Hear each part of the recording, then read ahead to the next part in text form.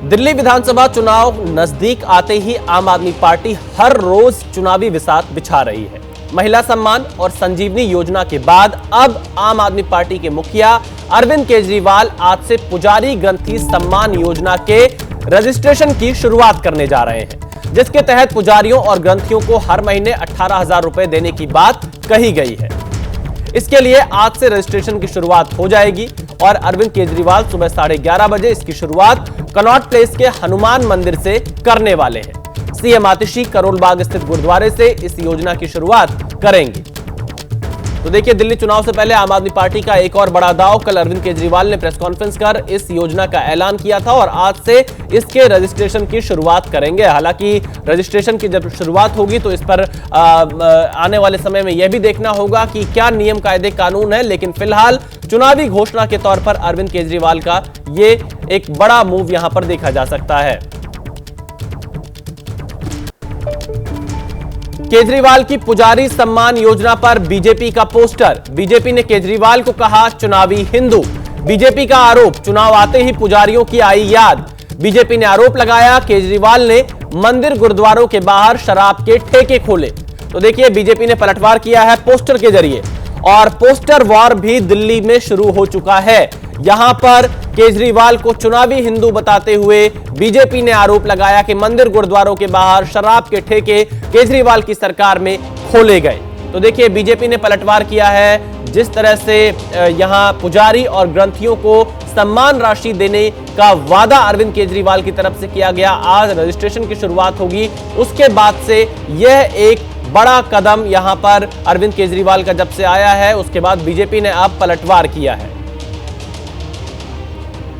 जो 10 साल से इमामों को सैलरी बांटता रहा, जो खुद, और ये बीजेपी का ट्वीट मैं आपको पढ़ के बता रहा हूं, उनको नानी प्रभु श्री राम का मंदिर बनने से खुश नहीं थे, जिसने मंदिर और गुरुद्वारों के बाहर शराब के ठेके खोले, जिसकी पूरी राजनीति हिंदू विरोधी रही, उसे अब चुनाव आते ही पुजारियों और ग्रंथियों की याद आई है। तो देखिए, यहां पर बीजेपी ने प्रहार किया है, पलटवार किया है और जाहिर तौर पर चुनाव जैसे ही नजदीक आएगा, क्योंकि यहां पर मुख्य लड़ाई देखा जाए तो बीजेपी और आम आदमी पार्टी के बीच में है, तो इसलिए वार पलटवार यहां पर जारी है। दिल्ली से हमारे संवाददाता बलराम पांडे इस वक्त हमारे साथ लाइव जुड़ चुके हैं। बलराम, आम आदमी पार्टी आज इस योजना के रजिस्ट्रेशन की शुरुआत कर रही है। अरविंद केजरीवाल हनुमान मंदिर कनॉट प्लेस से इसकी शुरुआत करेंगे, लेकिन बीजेपी अरविंद केजरीवाल को चुनावी हिंदू बता रही है और यह आरोप लगा रही है कि मंदिर और गुरुद्वारों के बाहर शराब के ठेके केजरीवाल की सरकार में खोले गए। कैसे देखते हैं आप?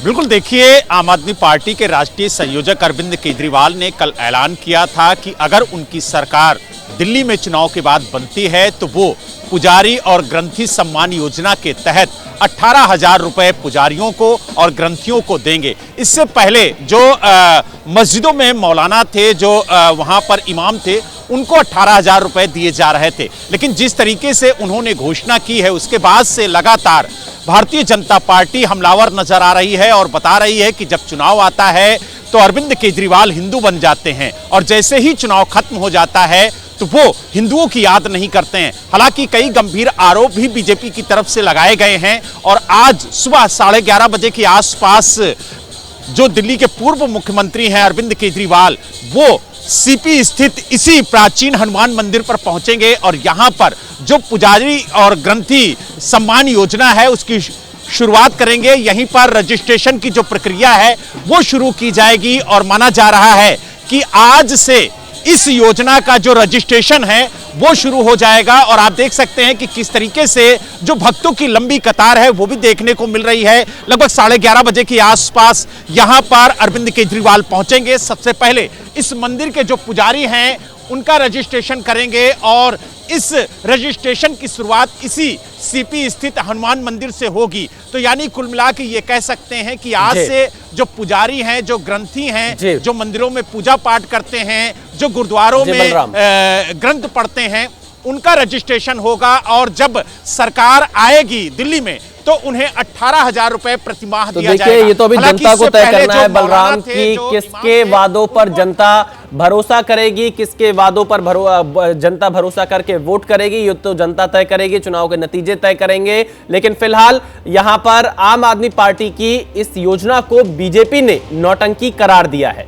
केंद्रीय मंत्री गिरिराज सिंह ने केजरीवाल को महाठग करार दिया और पूछा कि 10 साल तक पुजारियों और ग्रंथियों की सुध क्यों नहीं ली।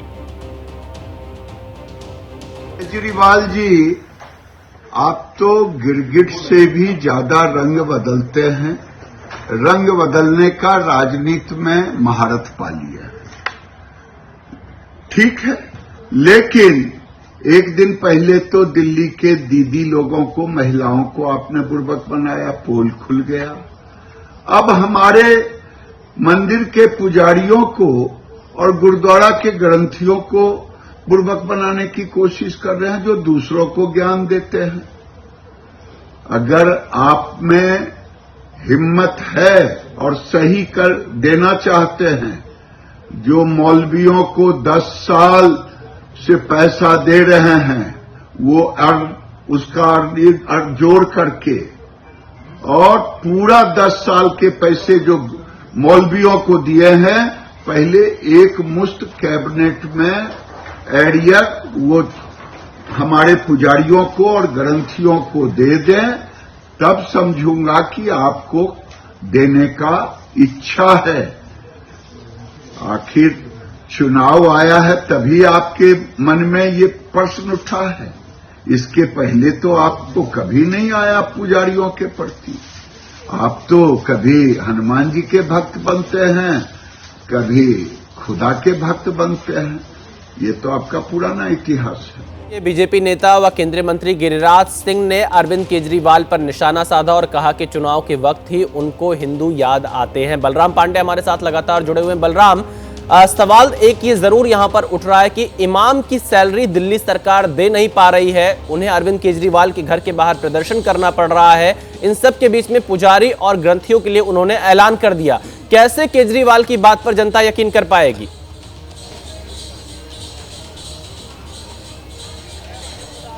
बिल्कुल, देखिए जिस तरीके से उन्होंने इमामों को 18,000 रुपए प्रतिमाह देने का वादा किया था और इमामों को दिल्ली सरकार की तरफ से ये 18,000 रुपए दिए भी जा रहे थे, लेकिन अब इमाम आरोप लगा रहे हैं कि 17 महीने से उन्हें सैलरी नहीं मिली है।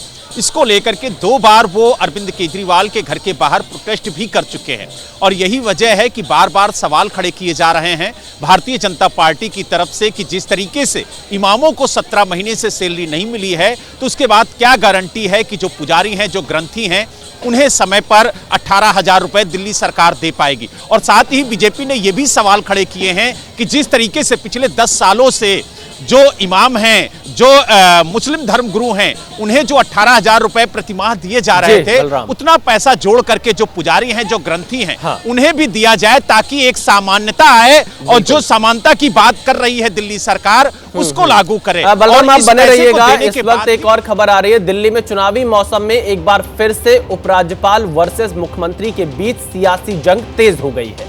एलजी ने चिट्ठी के जरिए सीएम आतिशी की तारीफों के पुल बांधे, तो आतिशी ने चिट्ठी का जवाब बेहद तल्ख अंदाज में दिया है। सीएम आतिशी ने उपराज्यपाल को नसीहत दे डाली, कहा कि आप गंदी राजनीति करने के बजाय दिल्ली की बेहतरी पर ध्यान दें।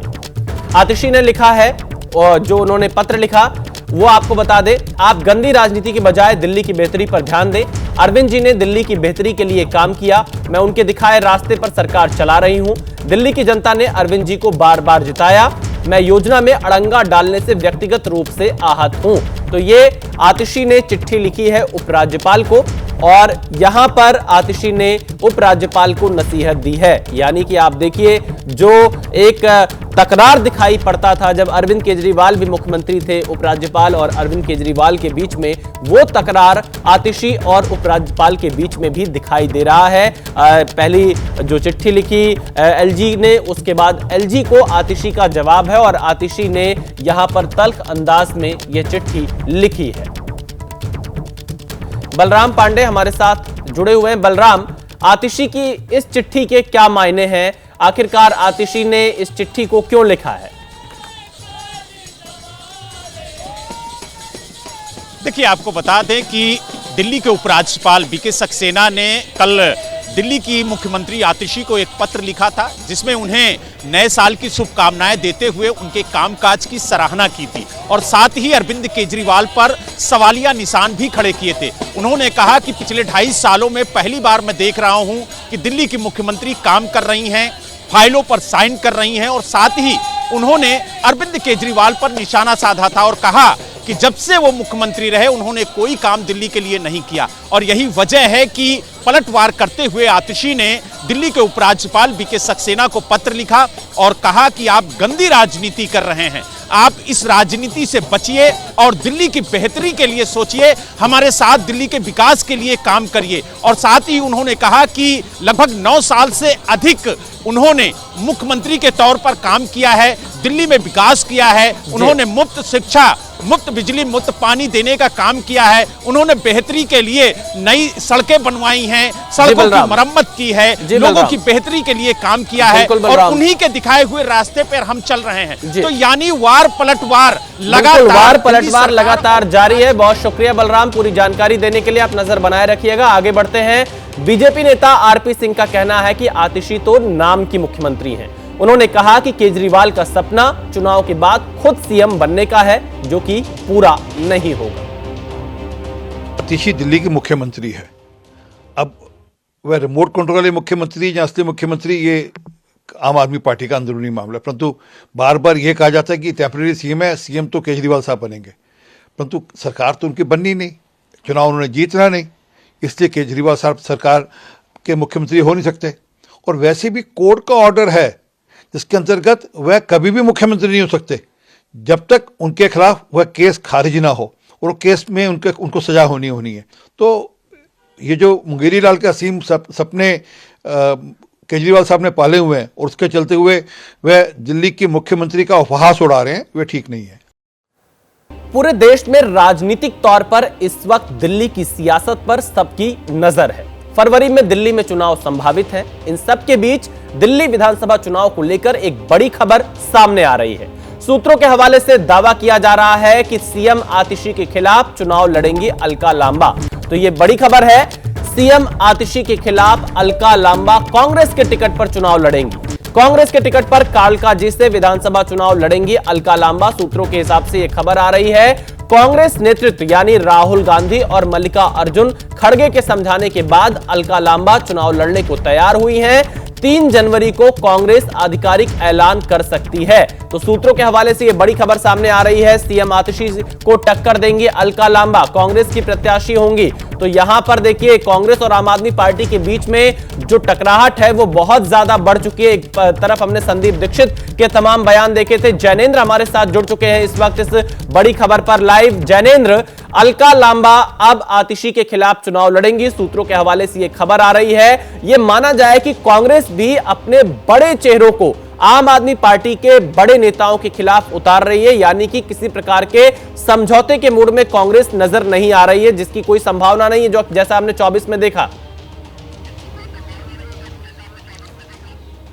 बिल्कुल विशाल, देखिए लड़ाई तो आमने सामने की होती है और कांग्रेस सभी सीटों पर लड़ रही है। और चूंकि आप देखें बीते 2 विधानसभा चुनाव में कांग्रेस खाता नहीं खोल पाई, वो कांग्रेस जो उससे पहले 15 सालों से लगातार दिल्ली पर शासन कर रही थी। यही वजह है कि इस बार विधानसभा चुनाव में कांग्रेस के सामने ये चुनौती है कि कैसे वो अपना पहले तो खाता खोले, वोट प्रतिशत बढ़ाए। और यही वजह है कि चूंकि कुछ ही महीनों पहले लोकसभा चुनाव में आम आदमी पार्टी के साथ गठबंधन था, वोटर को यह सीधा स्पष्ट संदेश कांग्रेस देना चाहती है कि हम आम आदमी पार्टी से सीधे 2-2 हाथ कर रहे हैं। यही वजह है कि पहले अरविंद केजरीवाल के सामने संदीप दीक्षित को उतारा गया और अब मुख्यमंत्री आतिशी के सामने अलका लांबा को पार्टी उतारने जा रही है। हालांकि थोड़ा सा इसको लेकर के एक ट्विस्ट देखने को मिला जब पार्टी ने अपनी जो सबसे बड़ी कमेटी होती है चुनाव में टिकट तय करने वाली सीसी, उसमें अलका लांबा का नाम तय कर दिया, लेकिन अलका तैयार नहीं हुई। इसी वजह से जब लिस्ट आई तो उसमें उस सीट पर ऐलान नहीं किया गया था। बाद में हमें बताया गया कि खड़गे और राहुल गांधी ने खुद अलका लांबा को समझाया कि आपको उस सीट से लड़ना ही है, आप पार्टी की बड़ी फेस हैं और मुख्यमंत्री के सामने आप लड़िए। इसके बाद अलका लांबा तैयार हो गई और अब साफ तौर पर कालकाजी सीट पर अलका बनाम आतिशी का मुकाबला देखने को मिलेगा। हालांकि देखना होगा बीजेपी किसे वहां से उम्मीदवार बनाती है। और 3 तारीख को मनमोहन सिंह जी की का जो शोक का समय है वो समाप्त होने के बाद संभवतः 3 या उसके 1 दिन बाद कांग्रेस जो बची हुई 23 सीटें हैं उस पर उम्मीदवारों का ऐलान कर देगी और जिसमें प्रमुख तौर पर कालकाजी सीट भी होगी जिस पर उम्मीदवार अलका लांबा होने जा रही हैं। विशाल। बहुत शुक्रिया जैनेंद्र पूरी खबर देने के लिए। तो बता रहे हैं अलका लांबा आतिशी के खिलाफ चुनाव लड़ेंगी। दिल्ली बीजेपी ने एक फोटो गैलरी तैयार करवाई है जिसमें आम आदमी पार्टी और अरविंद केजरीवाल को घेरा गया है, फिर चाहे वो जनता से किए गए वादे हों या फिर आम आदमी पार्टी नेताओं की जेल यात्रा। बीजेपी ने आम आदमी पार्टी के दावों को झूठा बताया है। बीजेपी ने फोटो गैलरी के जरिए आम आदमी पार्टी की रैंकिंग को भी दर्शाया है, जिसमें टैंकर माफिया, वायु प्रदूषण में नंबर 1, जल प्रदूषण में नंबर 1 जैसे मुद्दों को दर्शाया गया है।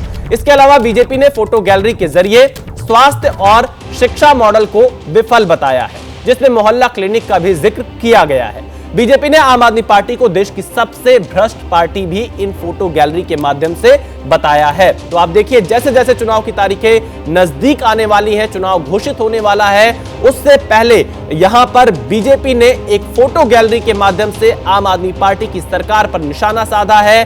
भ्रष्टाचार के मुद्दे पर आम आदमी पार्टी को बीजेपी ने घेरा है और तमाम ऐसी योजनाएं जिसे केजरीवाल अपनी उपलब्धि बताते रहे हैं, उन मुद्दों पर ही बीजेपी आम आदमी पार्टी को सियासी तौर पर घेर रही है और मुद्दों को लेकर जनता के बीच में फोटो गैलरी के माध्यम से बीजेपी जाते हुए दिखाई दे रही है। तो आप इन तस्वीरों को देखिए कैसे एक फोटो गैलरी यहां पर लगाई गई।